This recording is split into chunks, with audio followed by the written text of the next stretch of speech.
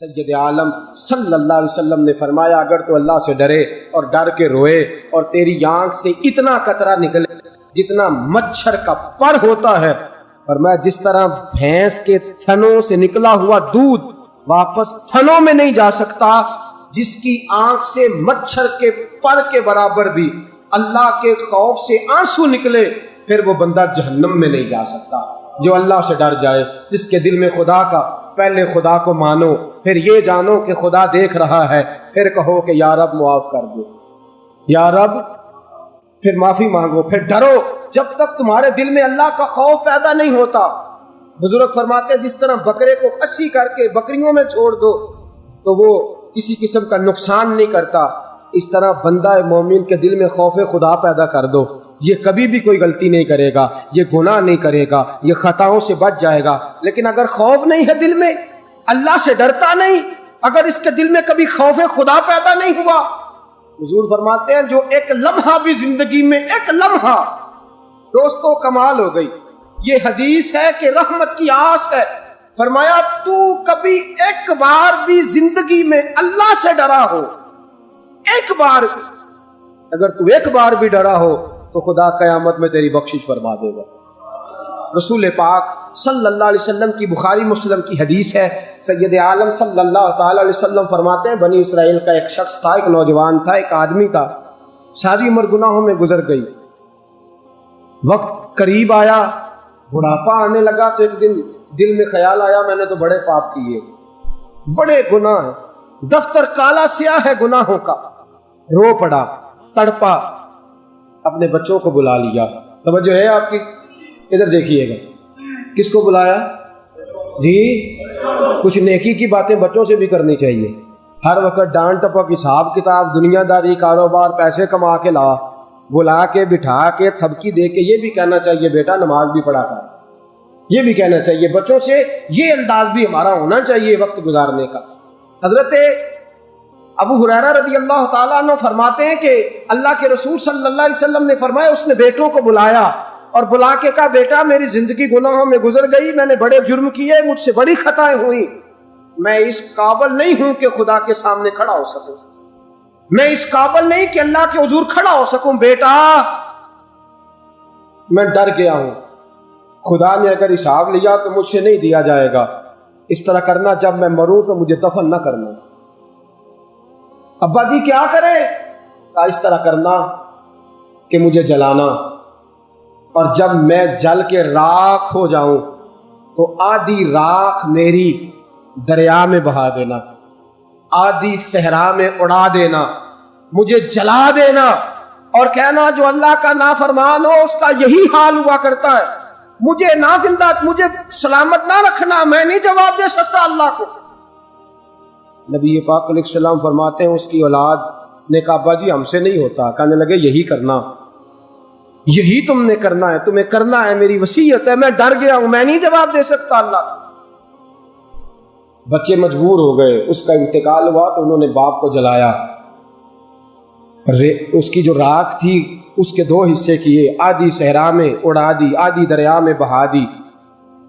حضور فرماتے ہیں قیامت کے دن رب کریم نے ریت سے کہا کہ اس کے ذرے واپس کر۔ توجہ ہے آپ کی؟ ریت کے ذرے واپس کر۔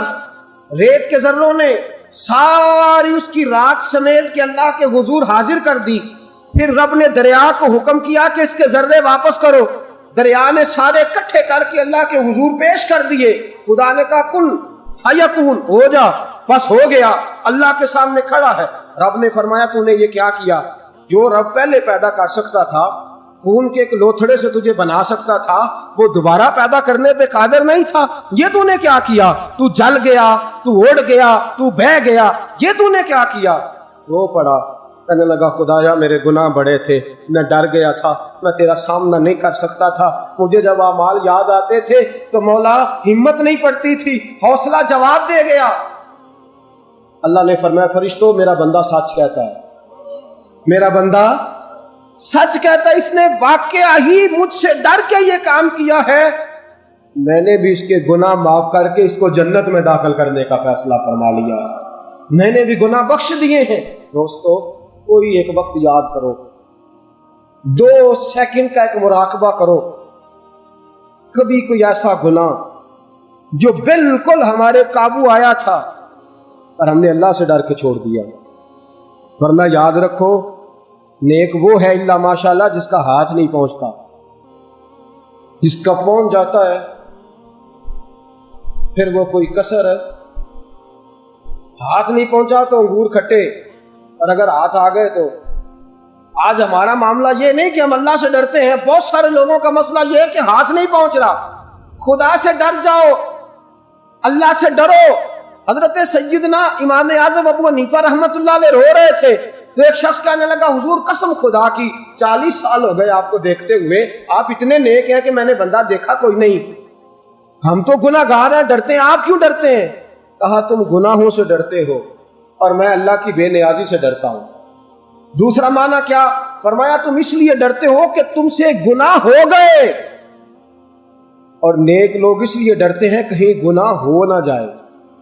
تم اس لیے ڈرتے ہو کہ گناہ ہو گئے, اور ہم اس لیے ڈرتے ہیں کہیں ہو نہ جائیں. تڑپتے ہیں, روتے ہیں, آہوزاریاں. عجیب حدیث, نبی کریم کی بارگاہ میں حضرت جبرائیل امین علیہ السلام حاضر ہوئے. جناب جبرائیل آئے تو نبی پاک صلی اللہ علیہ وسلم نے کہا جبریل ایک مسئلہ تو بتا, تو 7 وقت گزارتا ہے, میں نے جناب میکائیل علیہ السلام کو کبھی ہنستے ہوئے نہیں دیکھا. توجہ ہے آپ کی, جاگیے گا ذرا.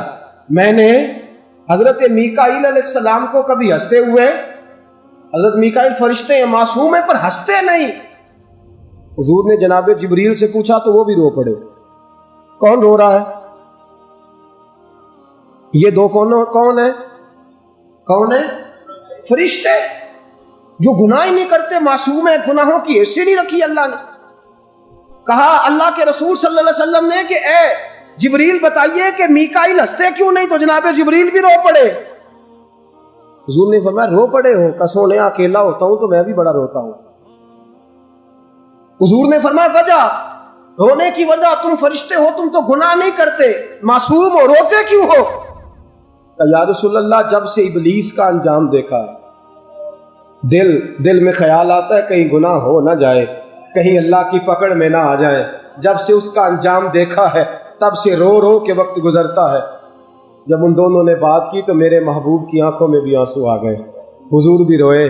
کہا خدا بندہ ہمیں بے نیازی سے بچا, یا اللہ جبریل کو بے نیازی سے بچا, خدا بندہ میکائیل کو بے نیازی سے بچا.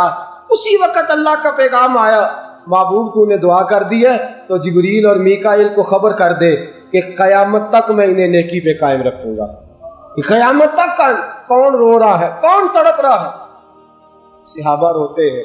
حضرت مسعود بن مخزمہ رضی اللہ تعالیٰ عنہ صحابی ہیں. ایک آیت سنی قرآن کی, یوم نحشر المتقین الی الرحمن وفدا ونسوق المجرمین الی جہنم وردا. جو نیک اور پرہیزگار ہوں گے قیامت کے دن سواریوں پہ بٹھا کے لے جائے جائیں گے, اور جو اللہ کے مجرم ہوں گے وَنَسُوقُ الْمُجْرِمِينَ إِلَىٰ جَهَنَّمَ وِرْدًا, فرشتے لاٹھیاں پکڑ لیں گے, اور جس طرح بھینس کو, گدھے کو, گھوڑے کو پیچھے سے مارا جاتا ہے اس طرح مار مار کے جہنم میں لے کے جائیں گے. حضور کے صحابی مسور بن مخزمہ رضی اللہ تعالیٰ عنہ نے آیت سنی تو چیخ ماری, کہنے لگے یا رب معاف کر دے, میں تو مجرم ہوں, میں مجرم ہوں, آقا مجھے ساتھ لے لو. کہ رستے میں ہیں جا بجا تھانے والے, یا اللہ میں متقی نہیں میں مجرم ہوں. چیخ ماری, روح پرواز کر گئی, خدا کے خوف سے جان ہی نکل گئی. یہ ان لوگوں کا حال ہے جو بڑے پرہیزگار تھے. ہم اس لیے آج روتے نہیں کہ ہمارے دل ہی سخت ہو گئے گناہ کر کر, ہمارے اندر کی سختی نے ہماری روح کو میلا کچالا کر دیا.